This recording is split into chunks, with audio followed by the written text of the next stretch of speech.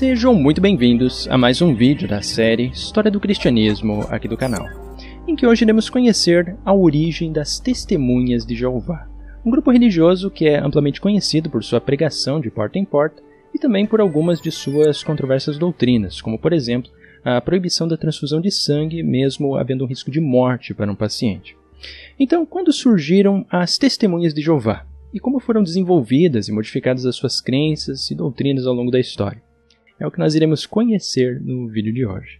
Então, primeiramente, quando nós buscamos entender as origens das Testemunhas de Jeová, necessariamente nós temos de conhecer Charles Taze Russell, que foi o fundador de um movimento chamado o Movimento dos Estudantes da Bíblia, ali ao final do século XIX, do qual um dos ramos desse movimento de Russell, após alguns cismas que ocorreram ali no início do século XX, ele dará origem, então, às Testemunhas de Jeová. E Charles Taze Russell também foi o fundador da Sociedade Torre de Vigia, que posteriormente se tornou a principal entidade legal utilizada pelas Testemunhas de Jeová em todo o mundo. Então, é necessário conhecer ao menos um pouco de sua história para nós compreendermos as origens do movimento dos Estudantes da Bíblia, que também dará origem especificamente às Testemunhas de Jeová. Então, Russell nasceu no dia 16 de fevereiro de 1852 em Allegheny, na Pensilvânia. E quando ele ainda era jovem, ali por volta dos anos 1870, quando ele tinha ali entre os 18 e seus 20 anos de idade, ele estabeleceu junto com seu pai, Joseph Russell, um grupo de estudos bíblicos que foi chamado então posteriormente de um Movimento dos Estudantes da Bíblia.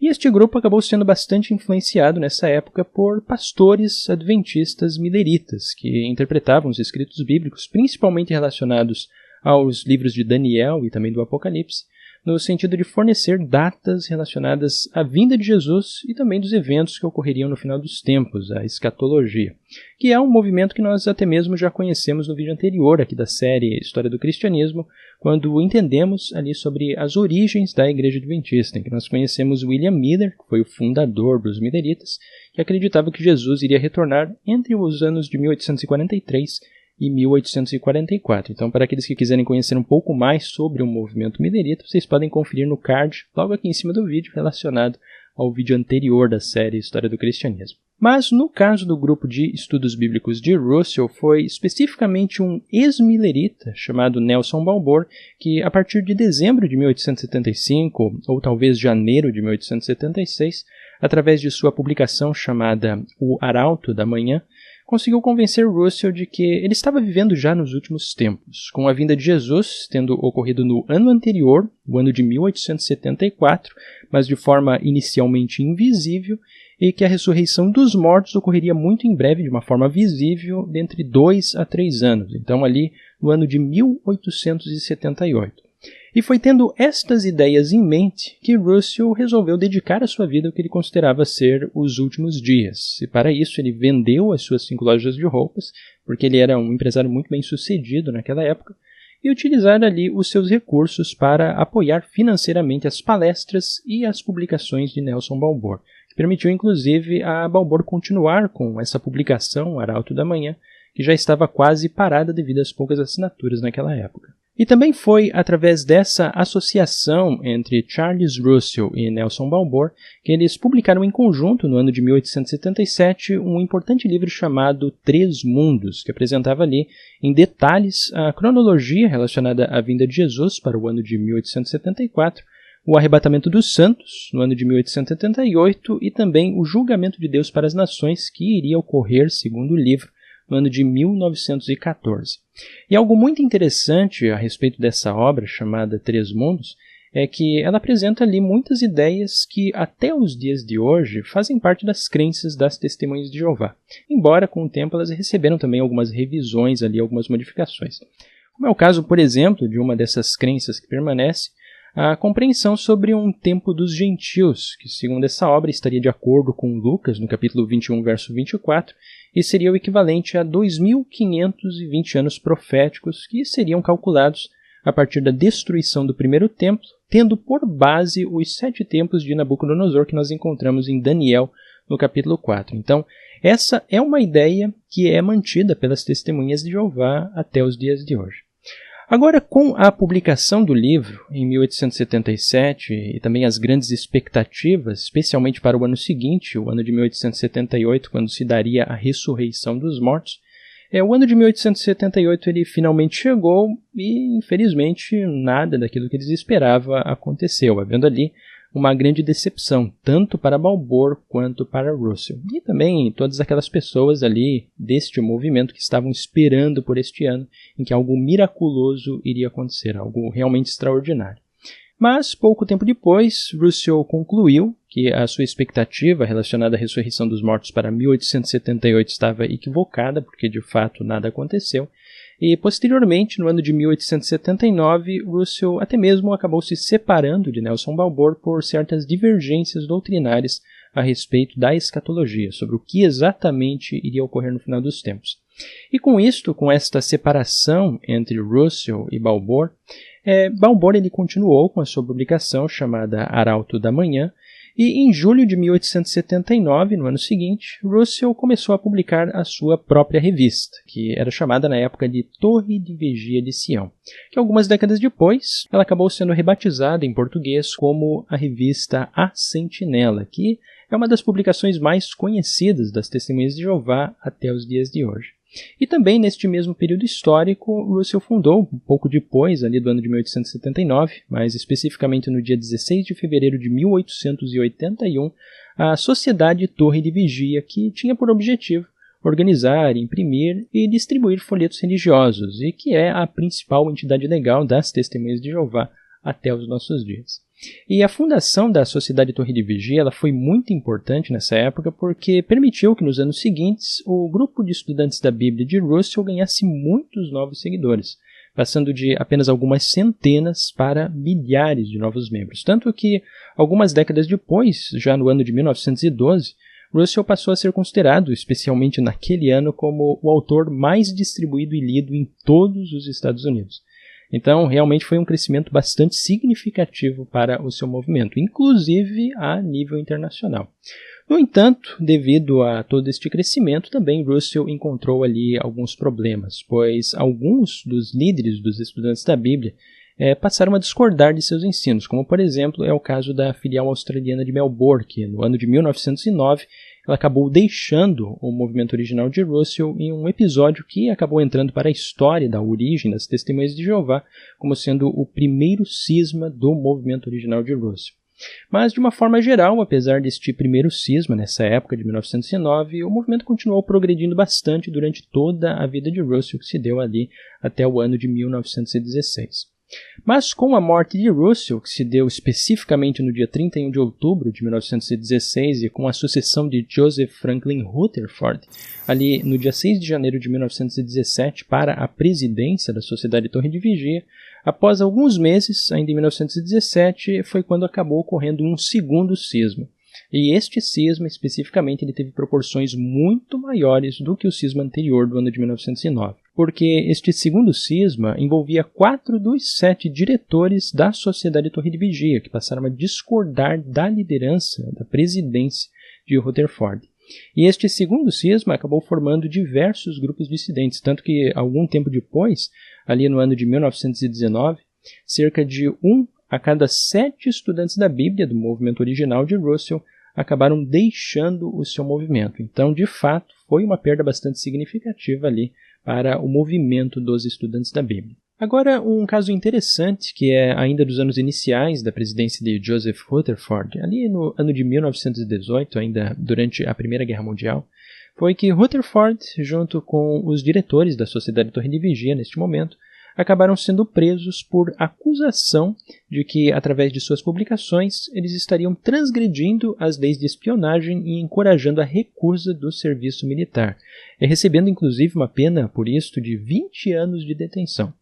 No entanto, essa prisão ela acabou durando apenas alguns meses, pois eles foram libertados já em março do ano de 1919 através do pagamento de fiança, e já em maio do ano de 1920 o governo anunciou que todas as acusações haviam sido retiradas. E sobre essa prisão, logo depois que Rutherford então saiu da prisão, ele deu início a uma reorganização de todas as atividades do movimento dos estudantes da Bíblia. nomeando diretores agora para cada congregação, e também a partir deste momento ele começou a dar bastante ênfase à pregação de porta em porta, em que agora os membros, até mesmo que pregavam de porta em porta, eles a partir deste momento deveriam relatar semanalmente as suas atividades. E também foi neste momento, no ano de 1919, que Rutherford lançou a sua revista The Golden Age, que hoje é a famosa publicação das Testemunhas de Jeová conhecida como Despertai. Agora, é interessante notarmos que as principais características do movimento inicial de Charles Russell era o desenvolvimento de datas específicas para determinados acontecimentos escatológicos, como, por exemplo, a vinda de Jesus para o ano de 1874, a ressurreição dos mortos em 1878 e depois o Armagedon, que se daria no ano de 1914. No entanto, os membros do grupo dos estudantes da Bíblia, eles observaram que muitas dessas expectativas acabaram sendo frustradas, porque aquilo que se esperava, de fato, não ocorreu. Mas a partir da década de 20, ali poucos anos depois da libertação de Rutherford da prisão, houve novamente uma forte ênfase em novas datas para a expectativa escatológica a respeito da vinda de Jesus, ressurreição dos mortos, dentre outros. Sendo que especificamente nesse ano de 1920, Rutherford anunciou através de seu folheto que se chama Milhões que Agora Vivem, Nunca Morrerão, que o reinado de Jesus começaria naquele ano e que os patriarcas seriam ressuscitados especificamente no ano de 1925. No entanto, como o ano de 1925 chegou e mais uma vez as expectativas foram frustradas porque nada aconteceu, Rutherford resolveu prorrogar a data e, na sequência, no ano de 1929, ele resolveu até mesmo construir uma mansão de 10 quartos que era localizada em San Diego, na Califórnia, foi chamada posteriormente de Bet Shearim, para servir de residência para alguns dos patriarcas ressuscitados que ele acreditava que sairiam de Jerusalém para residir nos Estados Unidos. Mas como, novamente, nenhuma dessas expectativas aconteceu, Rutherford resolveu utilizar essa mansão que ele construiu com 10 quartos como a sua residência particular. E como a década de 20 encontrou também novamente essas diversas expectativas messiânicas frustradas, muitos membros dos estudantes da Bíblia acabaram saindo do grupo e desenvolvendo outros ramos do movimento. E foi por esta razão que no ano de 1931, Rutherford resolveu mudar o nome de Movimento dos Estudantes da Bíblia para Testemunhas de Jeová. Tinha por base esse nome o texto de Isaías, no capítulo 43, verso 10, e tinha como objetivo diferenciar o seu movimento dos demais movimentos dissidentes que também carregavam o nome de estudantes da Bíblia e acabavam ali criando uma certa confusão. E também a troca do nome ajudou a dar mais ênfase ao tetragrama, que eles acreditavam que a transliteração correta seria Jeová, que é algo que as testemunhas de Jeová também insistem com bastante frequência até os dias de hoje. E foi também durante a liderança de Rutherford, que durou até o ano de 1942, que as testemunhas de Jeová desenvolveram diversas crenças que acabaram sendo um tanto distintas do grupo original dos estudantes da Bíblia de Russell, como, por exemplo, as diversas datas relacionadas à expectativa messiânica, que agora ela havia sido fixada como o ano de 1914, só que Jesus estaria reinando de forma invisível, ao contrário daquilo que era a crença original de Russell para o ano de 1874. Também foi durante a liderança de Rutherford que houve um abandono da cruz por uma árvore ou uma estaca de execução, que Jesus teria sido executado. Também foi neste momento que houve uma maior ênfase na adoção do nome de Jeová e o abandono da celebração de aniversários, Natal e outras datas tradicionais, que são algumas das características das crenças das testemunhas de Jeová até os dias de hoje, em que eles não celebram aniversário ou qualquer data tradicional, como, por exemplo, o Natal. E também um detalhe curioso é que Charles Taze Russell acreditava que, além da Bíblia, uma outra fonte que forneceria informações a respeito de eventos futuros seria a Grande Pirâmide de Gizé, no Egito, que teria sido construída, segundo Russell, com a direção de Deus, contendo medidas internas e externas que serviriam para calcular eventos futuros, como, por exemplo, a vinda de Jesus e o Armagedon. E esta ênfase de Russell a respeito da Grande Pirâmide levou até mesmo a Sociedade Torre de Vigia, após a sua morte, a levantar ali um memorial em forma de pirâmide em seu sepulcro. No entanto, diferente da crença original de Russell, que considerava que a pirâmide havia sido inspirada por Deus, A partir do ano de 1928, a Sociedade Torre de Vigia declarou que a pirâmide de Gizé no Egito, na verdade, havia sido inspirada pelo demônio. E algumas décadas depois, durante a liderança de Nathan Homer Knorr, que se tornou o presidente da Sociedade Torre de Vigia a partir do ano de 1942, foi quando as Testemunhas de Jeová adotaram, especificamente no ano de 1945, a polêmica posição de proibir transfusões de sangue, mesmo em caso de risco de morte para um paciente, por considerar isto como uma violação da proibição bíblica de consumir sangue, que estaria também relacionada com a vida.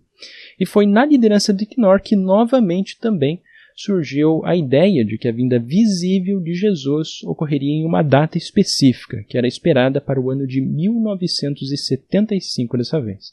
Mas como mais uma vez, quando chegou o ano de 1975, nada aconteceu e as expectativas foram mais uma vez frustradas, a data foi prorrogada então de forma indefinitiva. E as Testemunhas de Jeová até hoje são um grupo religioso que aguardam a vinda iminente do reino visível de Jesus, sendo que esta é a expectativa que os leva a pregar de porta em porta até os nossos dias. E hoje, até mesmo, as Testemunhas de Jeová são um movimento bastante grande que mantém essa ênfase a respeito de sua pregação e da vinda iminente do reino visível de Jesus, contando até mesmo com mais de 8,6 milhões de membros ao redor de todo o mundo, se tornando uma instituição que é amplamente conhecida na nossa sociedade e em muitos outros lugares em todo o mundo. Com isto, hoje conhecemos um recorte histórico referente à origem das Testemunhas de Jeová, e para aqueles que possuem ainda dúvidas ou queiram levantar outras sugestões de conteúdos, como vocês sabem, vocês podem escrever seus comentários logo aqui abaixo do vídeo. E para aqueles que gostaram de mais este conteúdo, eu convido a deixarem o like aqui no canal para levar o conhecimento a muitas e muitas outras pessoas, e também para aqueles que apreciam os meus trabalhos aqui no YouTube, eu convido a pensarem na possibilidade de tornarem-se apoiadores aqui do canal através da plataforma do Apoia-se. Com isto, eu vou ficando por aqui e nos vemos muito em breve no próximo vídeo aqui do canal.